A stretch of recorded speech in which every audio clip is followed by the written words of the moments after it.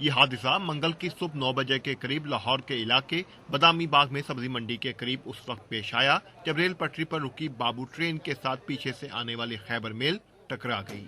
بابو train Sialkot سے لاہور آ رہی تھی جبکہ خیبر میل نے پشاور سے کراچی جانا تھا۔ ریلوے کے ترجمان کے مطابق ٹرین لاہور اسٹیشن کے قریب پہنچی تو بادامی باغ کے مقام پر ایک بچہ ریل گاڑی کے سامنے آ گیا، اس کی وجہ سے ریل گاڑی کو اچانک روکنا پڑا۔ اسی دوران پشاور سے آنے والی ریل گاڑی خیبر میل پہلے سے کھڑی بابو ٹرین کے ساتھ پیچھے سے ٹکرا گئی۔ اس حادثے کی وجہ سے خیبر میل کا انجن اور بابو ٹرین کی ایک بوگی پٹری سے اتر گئی۔ جو ابھی تک مجھے رپورٹ ہے کہ اس میں ہمارا جو اسسٹنٹ ڈرائیور تھا وہ بیچارہ ایکسپائر ہو گیا ہے۔ اس کے علاوہ مسافروں میں ایک مسافر ایکسپائر ہو گیا ہے۔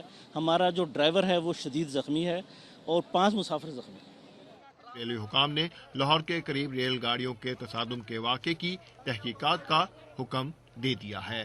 عباد الحق، BBC لاہور۔